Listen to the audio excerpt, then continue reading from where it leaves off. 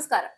ഇറാനിൽ അമേരിക്ക ആക്രമണം തുടങ്ങിയോ എന്നുള്ള ചോദ്യം ഉയരുകയാണ്. യുദ്ധത്തിനുള്ള തയ്യാറെടുപ്പുമായി അമേരിക്ക മുന്നോട്ട് തന്നെ പോകുന്നു എന്നുള്ള വാർത്തകൾ റിപ്പോർട്ട് ചെയ്യപ്പെടുമ്പോൾ ലോകം അതീവ ജാഗ്രതയിലാണ് മുന്നോട്ട് പോകുന്നത് എന്നുള്ളതാണ് വാസ്തവം. ഇറാന്റെ അതിസുപ്രധാനമായ പാർച്ചിൽ സൈനിക കേന്ദ്രത്തിലുണ്ടായ ദുരൂഹ സ്ഫോടനത്തെ തുടർന്ന് പശ്ചിമേഷ്യ വീണ്ടും യുദ്ധമുനമ്പിലാണ് എന്നാണ് പുറത്തുവരുന്ന വിവരം. ആണവായുധ പരീക്ഷണങ്ങൾ നടക്കുന്നുണ്ടെന്ന് പാശ്ചാത്യ രാജ്യങ്ങൾ സംശയിക്കുന്ന പാർച്ചിനിലെ സ്ഫോടനത്തിന് പിന്നാലെ വൻ സന്നാഹങ്ങളുമായി അമേരിക്കൻ നാവികസേന മേഖലയിൽ തമ്പടിച്ചത് സംഘർഷ സാധ്യത വർദ്ധിപ്പിച്ചു. ചൊവ്വാഴ്ചയാണ് പാർച്ചിൻ സൈനിക കോംപ്ലക്സിനുള്ളിൽ സ്ഫോടനം നടന്നതായി റിപ്പോർട്ടുകൾ പുറത്തുവന്നു. ഇറാൻ അധികൃതർ ഇക്കാര്യം ഔദ്യോഗികമായി സ്ഥിരീകരിച്ചിട്ടില്ല എങ്കിലും ഉപഗ്രഹ ചിത്രങ്ങൾ സ്ഫോടനം നടന്നതായി വ്യക്തമായി സൂചിപ്പിക്കുന്നുണ്ട്. കഴിഞ്ഞ വർഷം ഇസ്രായേൽ വ്യോമാക്രമണം നടത്തിയെന്ന് കരുതപ്പെടുന്ന ഈ കേന്ദ്രത്തിലെ പുതിയ സംഭവം അട്ടിമറിയാണോ അതോ അപകടമാണോ എന്നത് വ്യക്തമല്ല. ഈ സംഭവമാണ് അമേരിക്കൻ ആക്രമണം ഇറാനിൽ തുടങ്ങിയോ എന്ന സംശയം ശക്തമാക്കുന്നത്. ഇറാനിലെ പാർച്ചിൽ സൈനിക കേന്ദ്രത്തിലുണ്ടായ ദുരൂഹമായ സ്ഫോടനം പശ്ചിമേഷ്യയെ വീണ്ടും യുദ്ധത്തിന്റെ അതിരുകളിലേക്ക് തള്ളിവിട്ടിരിക്കുകയാണ്.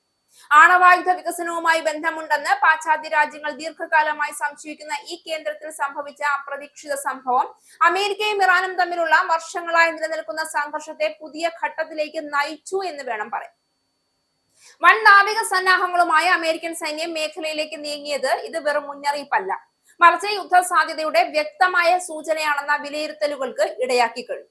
അമേരിക്ക ഇറാനെതിരെ തുറന്ന യുദ്ധം ആരംഭിച്ചാൽ അത് രണ്ട് രാജ്യങ്ങൾക്കിടയിലെ ഏറ്റുമുട്ടലായി മാത്രം പരിമിതമാകില്ല. പശ്ചിമേഷ്യ എന്ന അസ്ഥിര പ്രദേശം ആഗോള ഊർജ വിതരണത്തിന്റെ നാഡിയാണ്. ഇവിടെ ഉണ്ടാകുന്ന ഏതൊരു സൈനിക സംഘർഷവും ലോക സമ്പദ് വ്യവസ്ഥയെ തന്നെ തകർക്കും. എണ്ണവില കുതിച്ചുയരും, വ്യാപാര പാതകൾ തടസ്സപ്പെടും, വികസന രാജ്യങ്ങൾ ഗുരുതരമായ സാമ്പത്തിക പ്രതിസന്ധിയിലാകും. അതേസമയം ഈ യുദ്ധം രാഷ്ട്രീയമായും മാനവികമായും വൻ പ്രത്യാഘാതങ്ങളാണ് സൃഷ്ടിക്കാൻ പോകുന്നത്. ഇറാനെ പിന്തുണയ്ക്കുന്ന പ്രാദേശിക സൈനിക ഗ്രൂപ്പുകൾ ഹിസ്ബുള്ള പോലുള്ള സംഘടനകൾ മുൻനിരയിലെത്തുകയും ഇസ്രായേൽ, സൗദി അറേബ്യ തുടങ്ങിയ രാജ്യങ്ങൾ ഈ സംഘർഷത്തിൽ ഉൾപ്പെടുകയും ചെയ്യാം. ഇതോടെ ഒരു പ്രാദേശിക യുദ്ധം ലോക മഹായുദ്ധത്തിന് സമാനമായ സഖ്യയുദ്ധമായി മാറാനുള്ള സാധ്യത നിലനിൽക്കുന്നു. അതിനാൽ ഇറാനെതിരെ അമേരിക്ക യുദ്ധം ആരംഭിച്ചാൽ അത് ശക്തിയുടെ പ്രകടനം മാത്രമല്ല, ലോകത്തിന്റെ ഭാവിയെ തന്നെ അനിശ്ചിതത്വത്തിലേക്ക് തള്ളിവിടുന്ന ഒരു അപകടകരമായ നീക്കമായിരിക്കും എന്ന് വേണം പറയാൻ. അതേസമയം സ്ഥിതിഗതികൾ നിരീക്ഷിക്കാൻ അമേരിക്കയുടെ അത്യാധുനിക വിമാനവാഹിനി കപ്പലായ USS Abraham Lincoln strike group Gulf മേഖലയിൽ നങ്കൂരമിട്ടു കഴിഞ്ഞു. ഇറാന്റെ ഏതു നീക്കത്തെയും നേരിടാൻ സജ്ജമായാണ് ഗൈഡഡ് മിസൈൽ ഡിസ്ട്രോയറുകൾ അടക്കമുള്ള സന്നാഹങ്ങളുമായി അമേരിക്കൻ സേന എത്തിയിരിക്കുന്നതെന്നാണ് റിപ്പോർട്ട്. ഇറാനിൽ തുടരുന്ന ആഭ്യന്തര പ്രക്ഷോഭങ്ങളെ അടിച്ചമർത്തുന്ന ഭരണകൂട നടപടികൾക്കെതിരെ അമേരിക്കൻ പ്രസിഡന്റ് ഡൊണാൾഡ് ട്രംപ് രൂക്ഷമായ ഭാഷയിലാണ് പ്രതികരിച്ചത്. പ്രതിഷേധക്കാരെ കൊന്നൊടുക്കുന്നത് തുടർന്നാൽ സൈനിക നടപടി ഉൾപ്പെടെയുള്ള പ്രത്യാഘാതങ്ങൾ നേരിടേണ്ടി വരുമെന്ന് ട്രംപ് മുന്നറിയിപ്പ് നൽകിയിരുന്നു. രാജ്യത്തെ സാമ്പത്തിക തകർച്ചയ്ക്കും പരമോന്നത നേതാവ് ആയത്തുള്ള അലി ഖമേനിക്കുമെതിരെ നടക്കുന്ന പ്രക്ഷോഭങ്ങളിൽ ഇതുവരെ 6126 പേർ കൊല്ലപ്പെട്ടതായാണ് കണക്കുകൾ. ഇതിൽ 5777 പ്രതിഷേധക്കാരും 86 കുട്ടികൾ ഉൾപ്പെടുന്നുണ്ട്. 41,800-ലധികം പേർ അറസ്റ്റിലായിട്ടുണ്ടെന്നും റിപ്പോർട്ടുകൾ വ്യക്തമാക്കുന്നു. ഉപരോധവും ഭരണകൂടത്തിന്റെ കെടുകാര്യസ്ഥതയും കാരണം ഇറാൻ സമ്പദ് വ്യവസ്ഥ തകർച്ചയുടെ വക്കിലാണ്.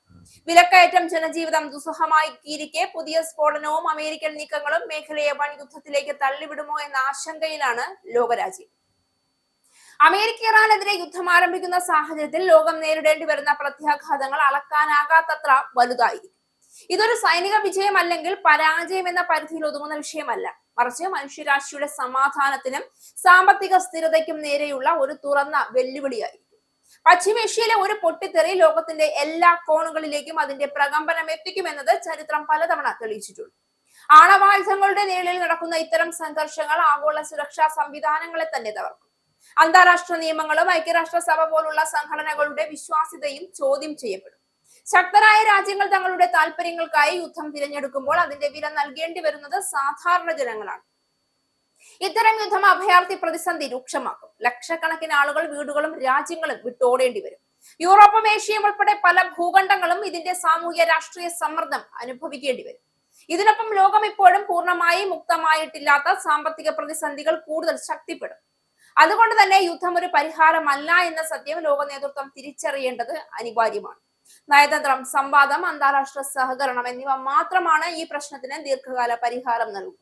ഇറാനിലേക്കുള്ള ബോംബുകൾ ലോകത്തെ സുരക്ഷിതമാക്കില്ല, മറിച്ച് അത് കൂടുതൽ അസ്ഥിരവും അപകടകരവുമാക്കും.